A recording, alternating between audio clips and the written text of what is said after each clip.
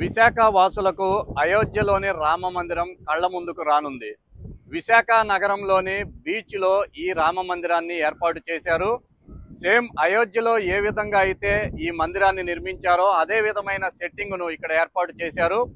ఈ రోజు నుంచి ఇది విశాఖ వాసులు వీక్షించేందుకు ఏర్పాట్లు అయితే చేశారు. సాగర తీరం పక్కనే అద్భుతంగా నిర్మించిన ఈ ఆలయాన్ని చూసేందుకైతే పెద్ద ఎత్తున విశాఖ వాసులు ఇప్పటికే తరలి వస్తున్నారు.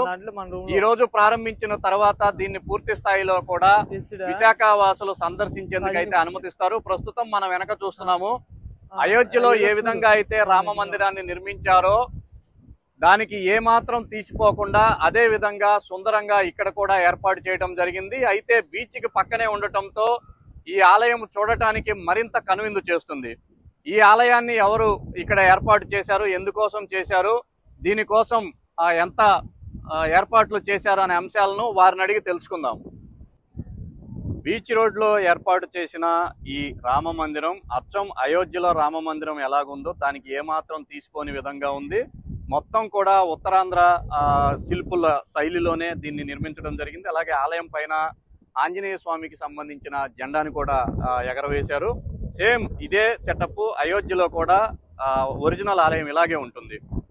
దీనిని మహాకుంభమేళా సమయంలో కూడా అక్కడ ఏర్పాటు చేయడం జరిగింది. ప్రజల నుంచి, ముఖ్యంగా ప్రపంచం నలుమూలల నుంచి వచ్చిన ప్రజల నుంచి మంచి స్పందన లభించిందని నిర్వాహకులు అంటున్నారు. ప్రస్తుతం ఈ సెట్టింగ్ను ఏర్పాటు చేసిన ప్రసాద్, నిర్వాహకుల్లో ఒకరైన ప్రసాద్ మనతో ఉన్నారు. ఈ సెట్టింగ్ను ఇక్కడ ఎందుకు ఏర్పాటు చేశారు, అలాగే యూపీలో మహాకుంభమేళా సమయంలో ఏర్పాటు చేసినప్పుడు అక్కడ ప్రజల నుంచి ఎటువంటి స్పందన వచ్చిందనేది ప్రసాద్ని అడిగి తెలుసుకుందాం. హలో ప్రసాద్. జై శ్రీరామ్ సార్. ప్రసాద్, మీరు కుంభమేళాలో కూడా భారీగా ఈ సెట్టింగ్ని ఏర్పాటు చేశారు. అక్కడ ఏ విధమైన ఏర్పాట్లు చేశారు? అంటే గవర్నమెంట్ నుంచి ఫస్ట్ టైం అక్కడ ఏర్పాటు చేశారు కదా, మీకు అక్కడ ప్రభుత్వం నుంచి కానీ ప్రజల నుంచి కానీ ఎలాంటి స్పందన లభించిందంటారు? యాక్చువల్గా ప్రయాగరాజ్ చేసినప్పుడు అయితే యూపీ గవర్నమెంట్ అతి తక్కువ టైం అయితే ఇవ్వడం జరిగిందండి మాకు, పర్మిషన్లు కానీ ఇలాంటిది. అతి తక్కువ టైంలో కూడా మేము అక్కడ ఎన్నో హడిల్స్ అయితే ఫేస్ చేసాము. ఎన్నో రోజులు మా బావగారు అయితే దీని గురించి ఐదు రామ మందిరం అనేది ప్రతి ఒక్కరికి చూపెట్టాలి, రామనామం ప్రతి ఒక్కరితో చెప్పించాలి అనే ఒక ఉద్దేశంతో ఫస్ట్నే ఇక్కడ ఇవ్వాల వైజాగ్లో, కానీ కుంభమేళా రావడంతో ప్రయాగరాజ్లో అయితే వేయడం జరిగిందండి. ఈ వైజాగ్కి సంబంధించి అంటే ఈ ప్లేస్ని ఎందుకు సెలెక్ట్ చేసుకున్నారు? చాలా ప్లేస్లు ఉన్నాయి వైజాగ్లో, ముఖ్యంగా ఇది అటవీ ప్రాంతం, అంటే ప్రకృతి మధ్యలో కొండల దగ్గర ఏర్పాటు చేసినా బాగుంటుంది, కానీ ఈ ప్లేస్ ఏమన్నా ప్రత్యేకత ఉందా? అంటే మన ఉత్తరాంధ్ర ప్రజలకు అందరికీ కూడా అయోధ్య రామ మందిరం చూపించాలి, మన రాష్ట్రంలో ఎందుకు వేయకూడదు అనే ఒక ఉద్దేశంతో అయితే ఇక్కడ వేయడం జరిగింది వైజాగ్లో. ప్రతి ఒక్కరూ అయోధ్య వెళ్ళారు కాబట్టి same as it is Ayodhya ఎలా ఉందో అది రాతి కట్టితో కట్టారు, కానీ ఇక్కడ ఓన్లీ బ్యాంబూస్ అండ్ ప్లేవుడ్తో కట్టామండి, ఐరన్ అయితే ఏం వాడలేదు. బీచ్ పక్కనే ఉంది, గాలి కూడా ఎక్కువ వస్తూ ఉంటుంది కదా, మరి కన్స్ట్రక్షన్ అలా ఉంటుందా? అదే ఆ ఉద్దేశంతో ఇంకా చాలా గట్టిగా అయితే కన్స్ట్రక్షన్ చేయడం జరిగింది. ఓకే, ఎన్ని రోజులు ఉంచుతారు ఇక్కడ? అలాగే జనాల నుంచి ఎట్లా స్పందన ఎలా ఉంటుంది అనుకుంటున్నారు మీరు? ఇది యాక్చువల్గా దీన్ని పీరియడ్ వచ్చేసి 45 days. ఒకసారి వస్తే మళ్ళీ మళ్ళీ రావాలని భక్తులు ఇది అనుకుంటున్నారు. చాలా హ్యాపీగా ఫీల్ అవుతున్నారు. అయోధ్య వెళ్ళరు కాబట్టి మన ఇక్కడ తీసుకొచ్చిన చాలా హ్యాపీగా ఫీల్ అవుతున్నారు. మీ వైజాగ్లో ఇటువంటి ఈవెంట్స్ ఏమన్నా పెడితే ప్రజల నుంచి మంచి స్పందన అయితే వస్తుంది. అందులోనే మీరు బీచ్ రోడ్లో పెట్టారు, పెద్ద ఎత్తున భక్తులు అయితే తరలి వచ్చే అవకాశం ఉంది. ట్రాఫిక్ పరంగా కానీ వాళ్ళకి సంబంధించి టికెట్ కానీ ఏమైనా పెట్టడం జరిగిందా? ట్రాఫిక్కి సంబంధించి పోలీసులతో పర్మిషన్లు అవి వచ్చినాయి? పోలీసులతో మొత్తం 3 టౌన్ నుంచి ట్రాఫిక్ ఎస్ఐ గారి నుంచి అన్ని పర్మిషన్ తీసుకున్నామండి. తర్వాత పార్కింగ్ కూడా పక్క సైట్ అవైలబుల్గా ఉంది, పార్కింగ్ అయితే ఫెసిలిటీ అవైలబుల్గా ఉంది. ఎంట్రీ ఫీ వచ్చేసి 50 రూపీస్ సార్.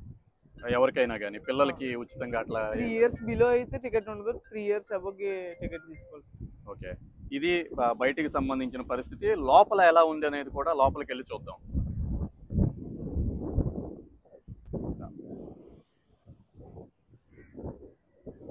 ప్రస్తుతం మనం టెంపుల్లోకి వెళ్తున్నాము. అయోధ్యలో కూడా సేమ్ ఇలాగే ఉంటుంది, కాకపోతే అక్కడ ఇంకా పెద్దదని చెప్తున్నారు. ప్రసాద్ చెప్పండి, మీరు అయోధ్యలో కూడా ఇలాగే ఉంటుందా? ఈ మెట్లు కానీ లోపలికి వెళ్ళటం కానీ దాన్ని ఎలా తీసుకున్నారు మీరు, ఇక్కడ ఎలాగ చేస్తున్నారు? దానిలో ఇదైతే sir same as it is, same Ayodhya ఎలా ఉంటుంది అలా ఉంటుంది.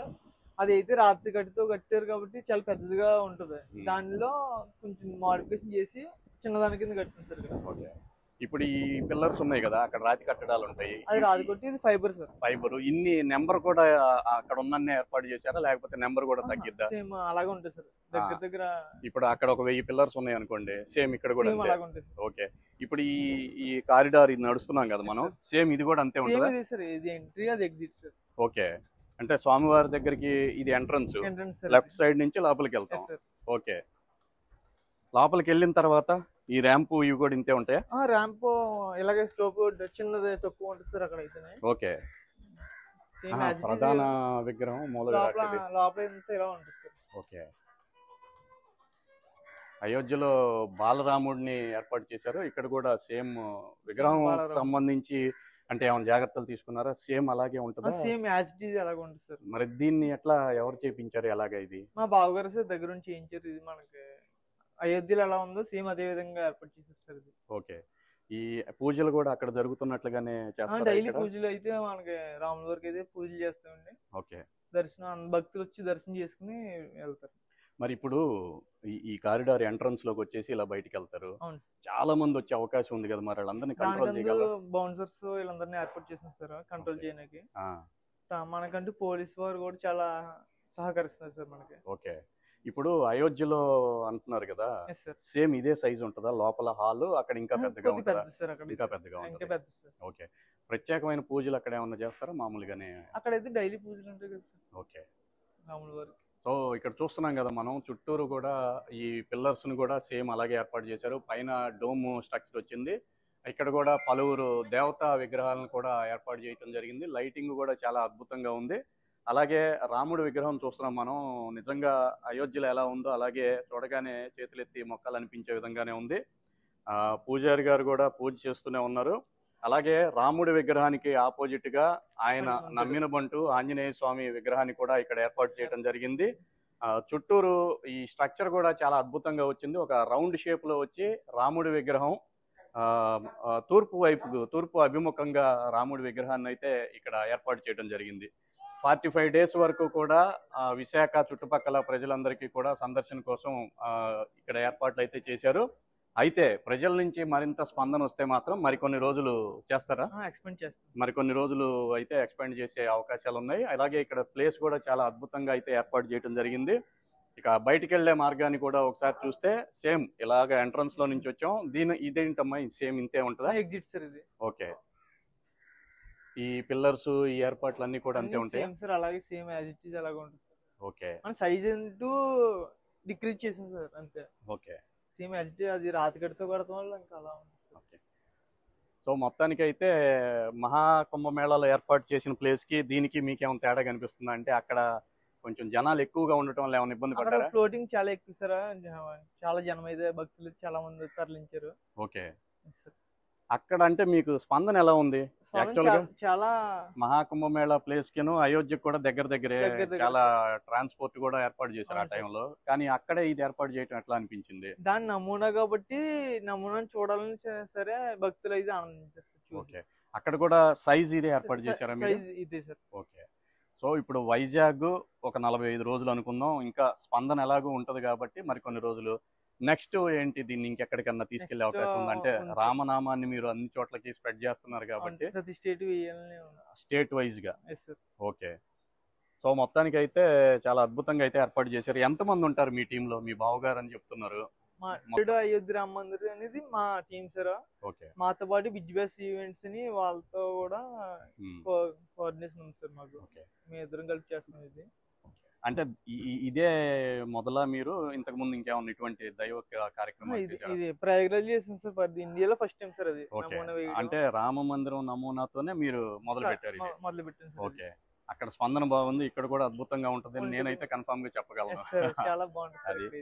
సో జనాల్ని కంట్రోల్ చేయడానికి ఏమన్నా ప్రత్యేకంగా మీరు చర్యలు ఏమైనా తీసుకుంటారా అధికారుల నుంచి? కానీ అధికారుల నుంచి ప్రతి ఒక్కరితో సహకరిస్తున్నారు సార్ అందరూ. పోలీసు వారు కూడా, మా ట్రాఫిక్ కానిస్టేబుల్ అందరూ ఇక్కడ ఉన్నారు. ఓకే.